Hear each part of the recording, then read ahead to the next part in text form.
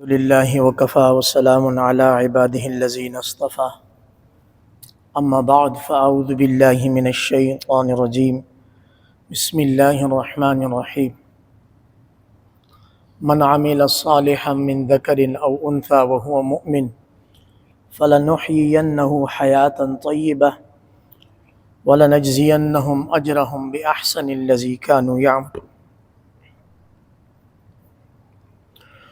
وروي عن النبي صلى الله عليه وسلم أنه قال لا تدخلوا الجنة حتى تؤمنوا ولا تؤمنوا حتى تحبوا إلى آخر الحديث.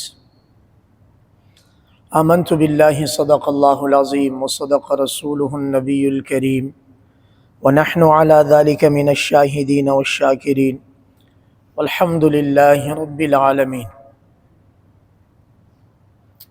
معزز حاضرین، السلام علیکم ورحمۃ اللہ وبرکاتہ.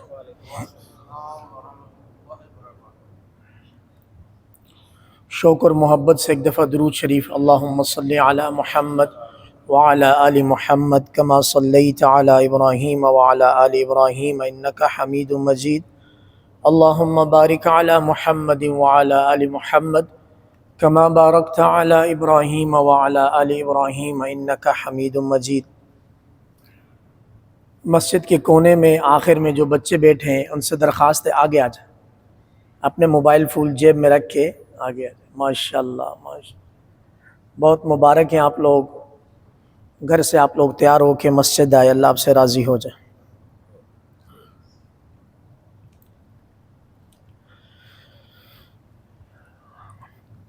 معززین،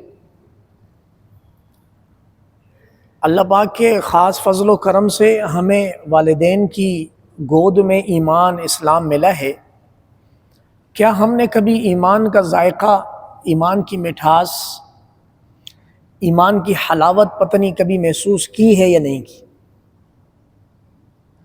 کبھی عبادت کرتے ہوئے، کبھی غور و فکر کرتے ہوئے، کبھی تنہائی میں سوچتے ہوئے کہ یا اللہ میں تیرا بندہ، میرے اوپر آپ کے خزانوں کے خزانے لٹ گئے. سورج مجھے روشنی دیتا ہے، رات مجھے سکون دیتی ہے، آکسیجن میں لیتا ہوں، آپ کے پانی کے خزانوں میں سے پانی استعمال کرتا ہوں، آپ کے رزق کے خزانوں میں سے 30 40 50 سال 60 سال ہو گئے آپ کے رزق کے خزانے استعمال کر رہا ہوں. کبھی تنہائی میں بیٹھ کر یہ خیال پتہ نہیں آیا یا نہیں آیا؟ آنا چاہیے. اَيَحْسَبُ الْإِنسَانُ أَن يُتْرَكَ سُدًى. کیا انسان نے یہ گمان کر دیا ہے کہ اس کو ویسے ہی خام خیالی میں پیدا کیا ہے؟ اگر اس کو میں اور آسان انداز میں بیان کروں، کیا انسان کو ویسے ہی شغل لگانے کے لیے پیدا کیا ہے کہ انسان کو بس فارغ بیٹھے ہوئے تھے تو انسان کو پیدا کر دیا؟ اللہ رب العزت قرآن مجید میں جو اللہ کی تعلیمات ہیں اس سے پتہ چلتا ہے کہ اللہ نے اپنی خاص قدرت سے اپنے ذات اقدس میں سے انسان میں روح پھونکی ہے. بہت بڑا واسطہ ہے، بہت بڑا واسطہ ہے. چنانچہ سائنس اور ٹیکنالوجی اپنی جدت کے باوجود ابھی تک روح کی ادنیٰ حقیقت نہیں معلوم کر سکی، اور شاید کر بھی نہ سکے، کیونکہ قرآن مجید نے اس کے بارے میں مہر لگائی ہے کہ روح کے بارے میں آپ لوگ جان بھی نہیں سکتے. تو کیا اس سب یہ جو اللہ کے خزانے ہر وقت ہم پر لٹ رہے ہیں اور ہم اس سے استفادہ کر رہے ہیں، ہم اس میں سے استعمال کر رہے ہیں، اس سب کے بعد جو ہم اللہ پر ایمان لائے، یا اللہ میں ایمان لایا تیرے پر، تیرے ملائکہ پر، تیرے سارے انبیاء پر، ختم نبوت پر، تیری کتابوں پر، یوم آخرت پر، یا اللہ میں ایمان لایا، تو کبھی اس ایمان کا ذائقہ محسوس کیا؟ سوچنا چاہیے. رمضان مبارک گزر گیا، بقرعید کی تیاریاں قریب ہیں. اللہ کریم جن کو بلائیں گے، حاضری کی توفیق ہوگی، وہ حج بیت اللہ کے لیے جائیں گے. باقی امت مسلمہ اپنے مقام پر قربانی کا فریضہ انجام دے گی۔ تو اس دوران ابھی ہم عید الفطر اور عید الاضحیٰ کے درمیان جو یہ ہمارا ہائیبرڈ ٹائم گزر رہا ہے، اس میں ہماری مصروفیات کیا ہیں، ہمارے ایمان کا لیول کیا ہے، ہمیں کبھی ایمان کا ذائقہ محسوس ہوا نہیں ہوا، کبھی ہم نے اس طرف سوچا نہیں سوچا، یا بس ایک دھن لگی ہوئی ہے کہ صبح سے اٹھ کے شام تک ایک روٹین ہے، وہ پوری کرنی ہے، کمانا ہے اور پھر جا کے سو جانا ہے۔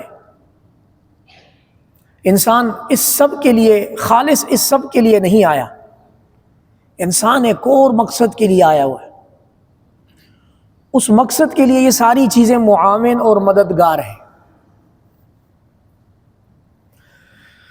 حضرت انس بن مالک رضی اللہ تعالیٰ عنہ کی ایک حدیث ہے، اس کا مفہوم بیان کرنے کی کوشش کریں گے۔ اللہ پاک کا وعدہ ہے کہ جو بھی نیک عمل کرے گا، چاہے وہ مرد ہو یا عورت، من عمل صالحا من ذکر او انثی، ایمان لانے کے بعد، ایمان شرط اول ہے کسی بھی عمل کے آخرت میں فائدہ مند ہونے کے لیے۔ باریک بات ہے، آخرت میں فائدہ مند ہونے کے لیے ایمان شرط اول ہے۔ دنیا میں نیک عمل کرنا ایمان کے بغیر، اس کا اللہ رب العزت دنیا میں بدلہ لوٹا دیں گے۔ چنانچہ آپ غیر مسلم اقوام کو دیکھیں گے، وہ فرسٹ ورلڈ کنٹریز میں آ رہے ہیں، لا اینڈ آرڈر ہے ان کے ہاں، سٹیزن شپ ہے، بہت کچھ چیزیں ہیں، وہ ایک نیکی کرتے ہیں، اللہ پاک ان کو 100 گنا بدلہ دنیا میں عطا کرتے، تاکہ وہ آخرت میں اللہ سے کوئی ڈیمانڈ نہ کر سکے۔ اور اللہ کی ذات بڑی غیرت والی ہے۔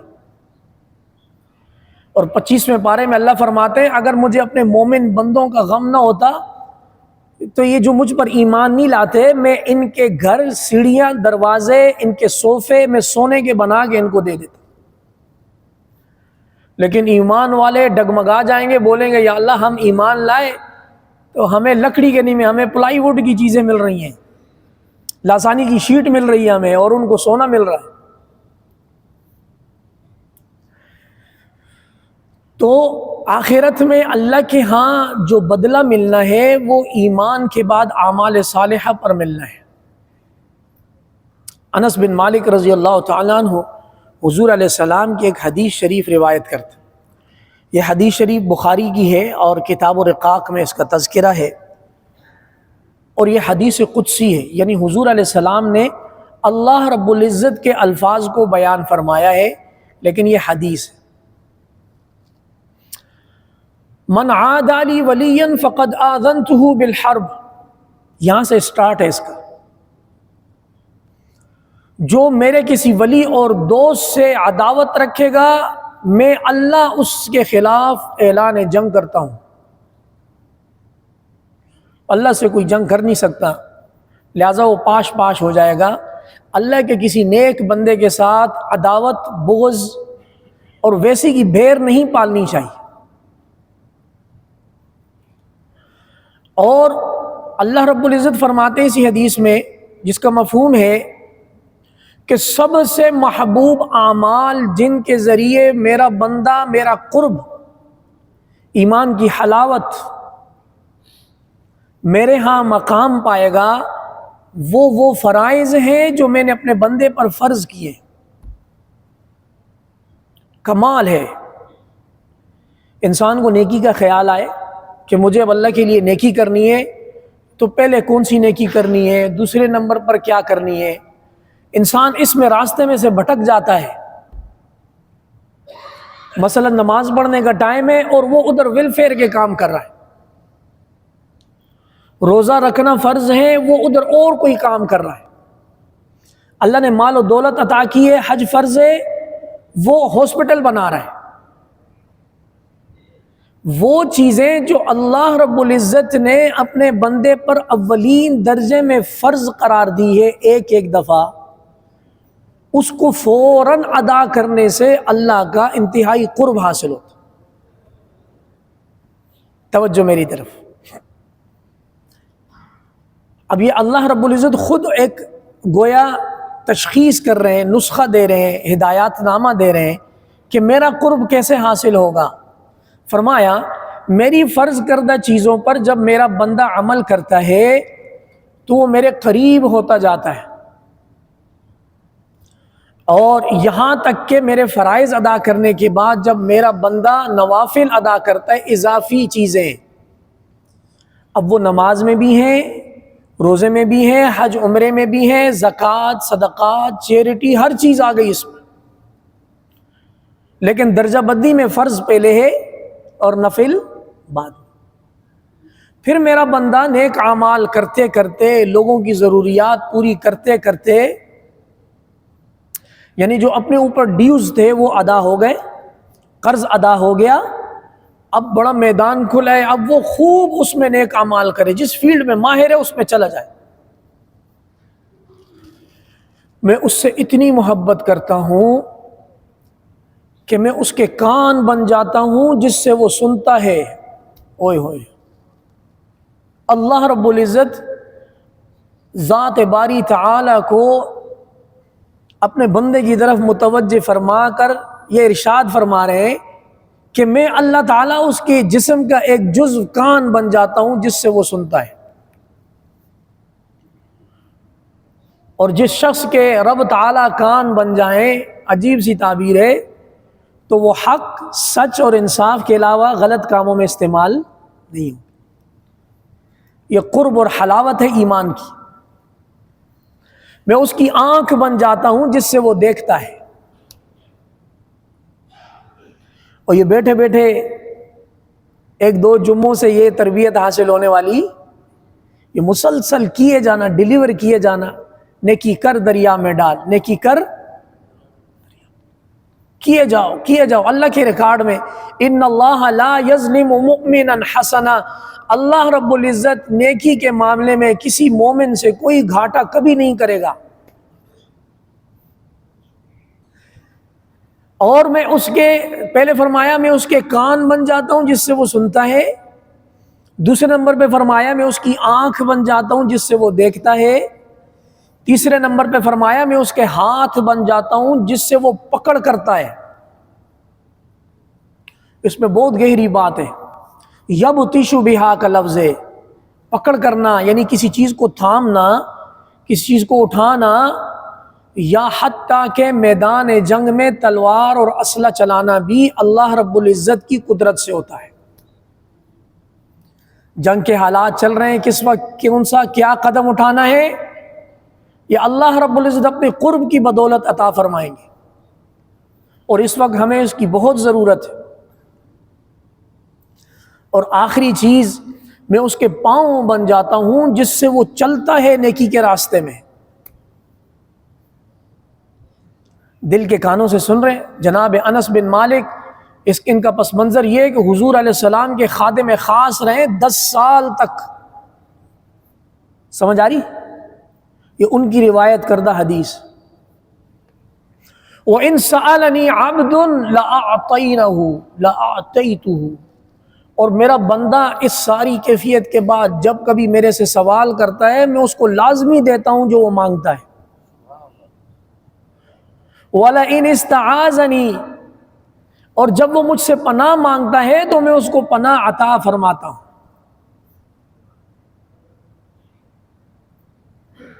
اور آخری اس حدیث کا جو جملہ ہے وہ اللہ رب العزت کی محبت کی انتہا ہے۔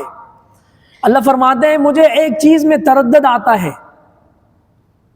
ہچکچاہٹ آتی ہے، اور وہ چیز ہے جس میں میرے بندے کو تکلیف ہوگی، اور وہ معاملہ ہے کہ میرے اس بندے کی جب موت کا وقت آتا ہے تو مجھے ہچکچاہٹ ہوتی ہے کہ اب کل نفس ذائقۃ الموت کے مرحلے میں جب روح جسم سے جدا ہوگی تو میرے بندے کو موت کا کڑوا ذائقہ چکھنا ہوگا، جس کی وجہ سے اس کو تکلیف ہوگی، اور میرا وہ بندہ بھی اس تکلیف کو ناپسند کرتا ہے، اور مجھے بھی اپنے بندے کو تکلیف دینے میں بہت تردد ہوتا ہے۔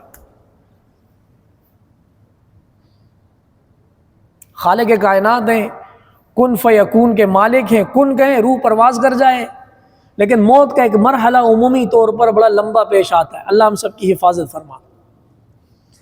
تو جناب انس بن مالک رضی اللہ تعالیٰ عنہ کی یہ مبارک حدیث ہے جو ایمان کے بعد اعمال صالحہ کی طرف خوب متوجہ کرتی ہے۔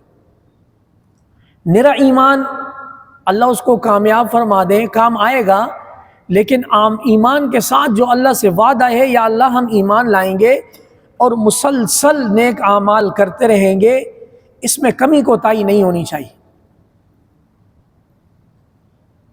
حضرت ابو ہریرہ رضی اللہ تعالیٰ عنہ کا فرمان ہے، غالباً یا کسی اور صحابی سے مروی ہے، 3 چیزیں ایسی ہیں کہ اگر کسی کے اندر وہ 3 چیزیں، 3 نشانیاں، 3 صفات، 3 خصلتیں، 3 عادتیں پائی جائیں تو اس کو زبان پہ ایمان کی مٹھاس محسوس ہوگی۔ نمبر 1 کہ دنیا و ما فیہا سے، ہر چیز سے اللہ اور اس کے رسول کی محبت غالب ہو،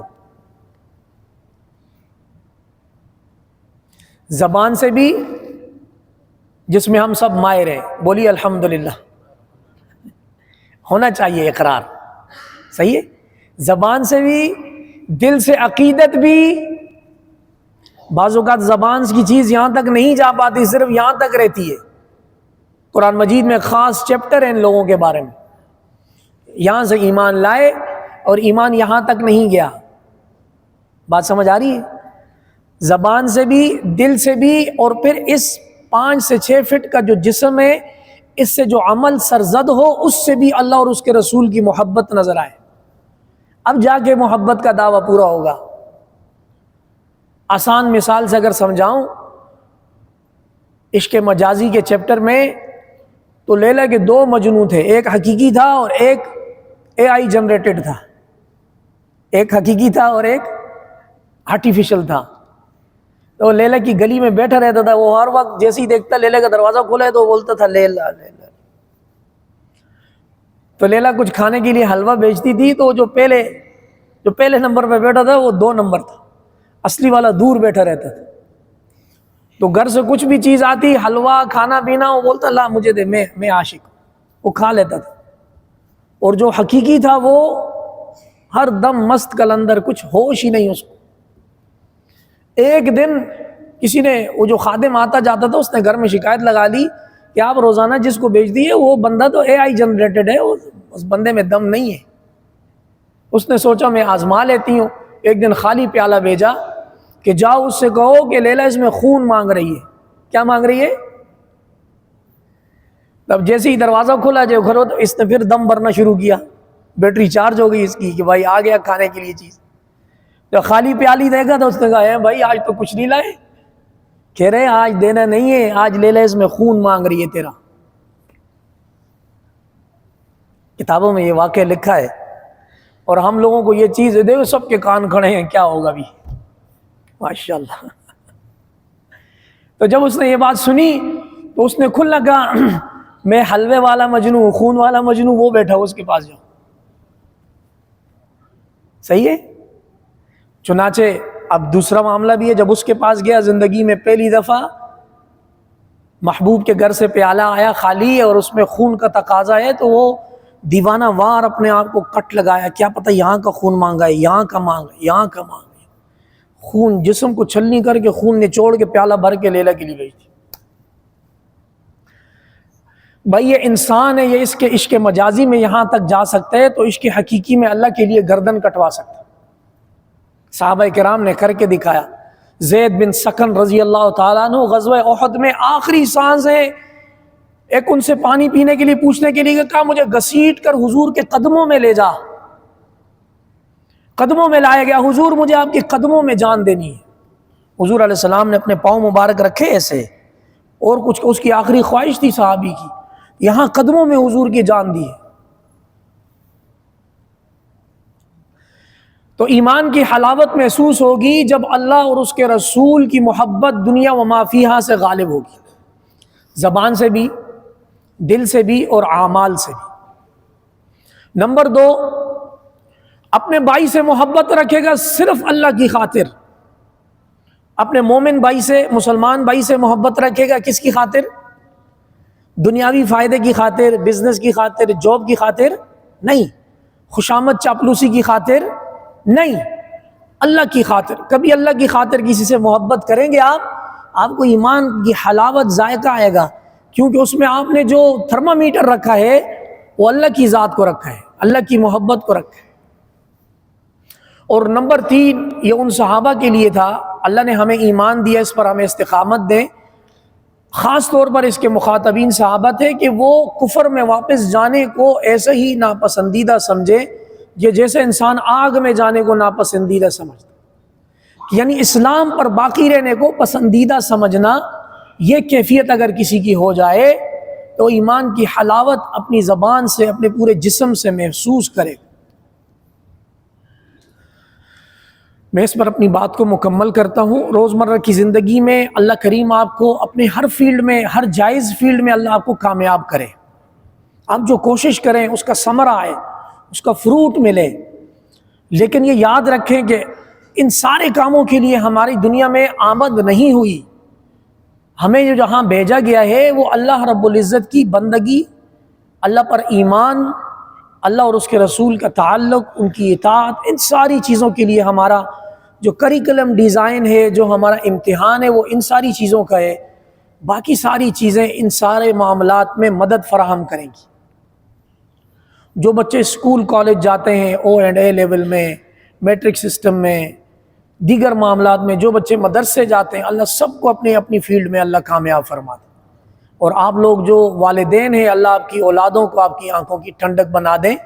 اسی طرح ایمان کے ساتھ کرتے کرتے زندگی گزارنی ہے، اور کرتے کرتے اللہ رب العزت کے دربار میں حاضری دے دینی ہے. اللہ یہ مرحلہ ہمارے لیے آسان فرما دیں. وآخر دعوانا ان الحمد للہ رب العالمین. سنت ادا کی.